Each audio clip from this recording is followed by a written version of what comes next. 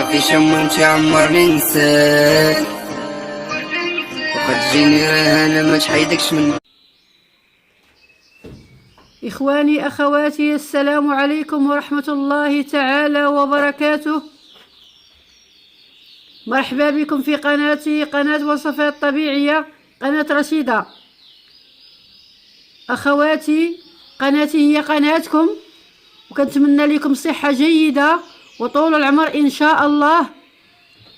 بالنسبة لأخواتي المتتبعات لهذه القناة، أما الأخوات الجدد اللي يلا غادي يشاهدوا هذه القناة ما ينساوش يشتركوا معايا في هذه القناة ويعطوني اللايك ويضغطوا على الزر على الجرس ليصلكم كل جديد. بالنسبة لفيديو اليوم جيتكم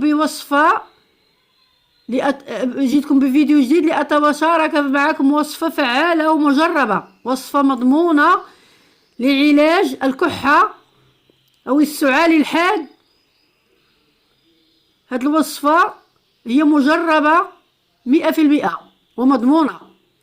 هاد الوصفة اخواتاتي أنا مجرباها، ودائما أنا كنديرها في البيت ديالي، وكنصايبها وكنديرها في قرعة ديال الزجاج وكنخليها وكنستعملها الأطفال ملي كانوا عندي صغار، وكنوريها للناس اللي شفت شي طفل صغير كيكحب كنوريها الام ديالو، وجربتها بزاف وناجحه 100%.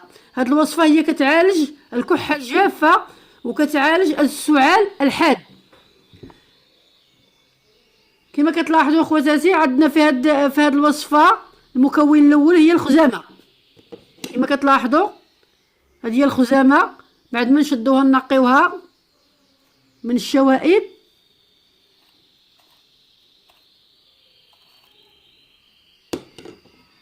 ونديروا معها نديروا معها المكون الثاني وهو الثومه.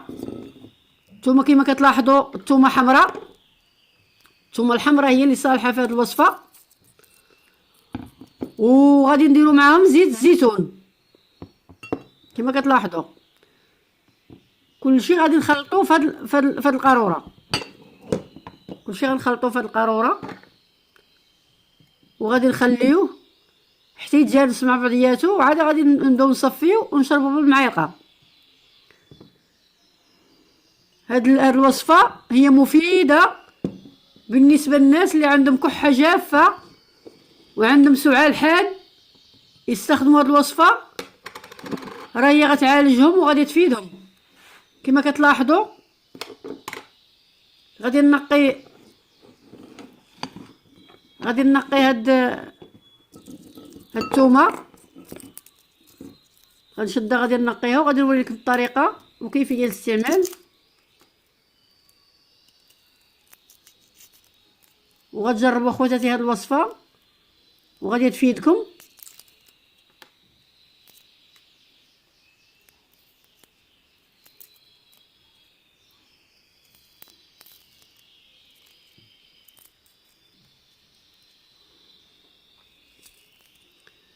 حتى الاطفال الصغار كنديروا لهم هاد الوصفه حتى هي صالحه لهم، بحال الصغار بحال الكبار.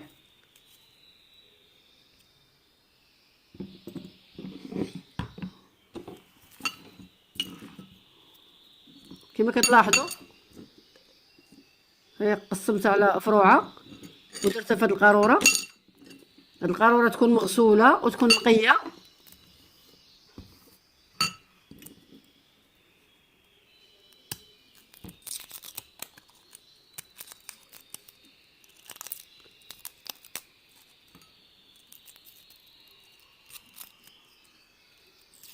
كتعالج الكحه اخواتاتي هاد الوصفه، حنا مجربينها وعطيتها بزاف ديال الناس وجربوها الاطفال ديالهم وولادهم والكبار والصغار، وعطيتها بزاف ديال العيالات واستخدموها وفادتهم. كما كتلاحظوا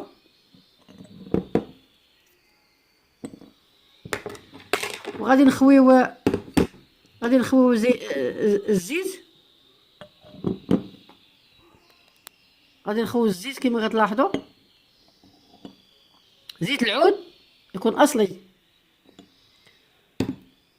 وغادي نديرو معلقه من الخزامه كما كتلاحظوا،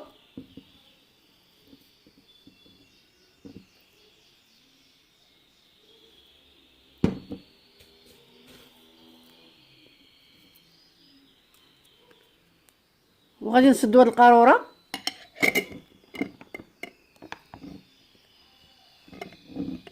وغادي نسدو هاد القاروره مزيان.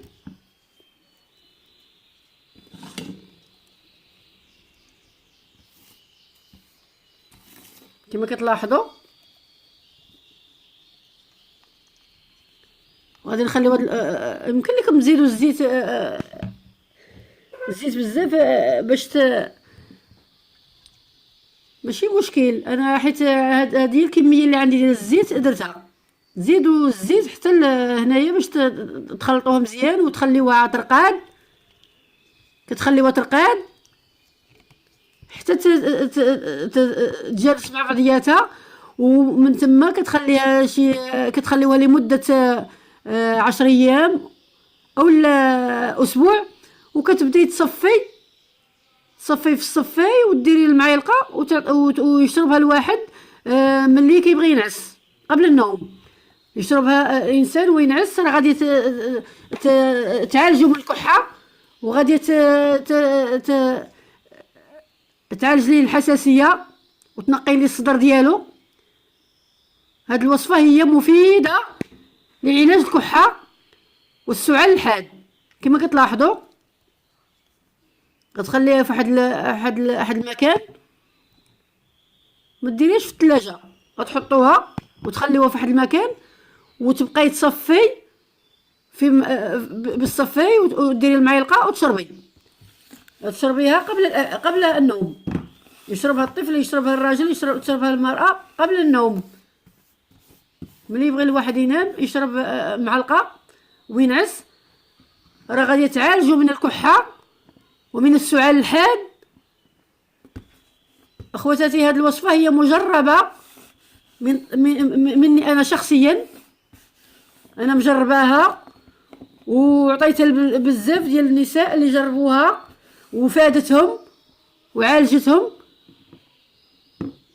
ما تنسوش اخواتاتي كنعطيكم دائما الوصفه اللي كنجربها وكنعرفها بان صالحه وما كنبغيش نبخل بها، كنعطيها كننزلها في الفيديو باش يستافد منها كل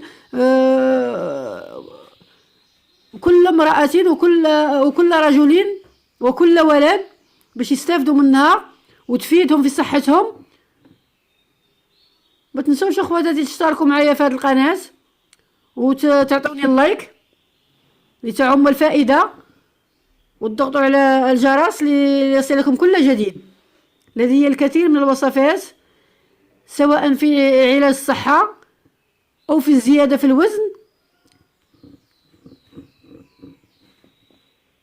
وشكرا.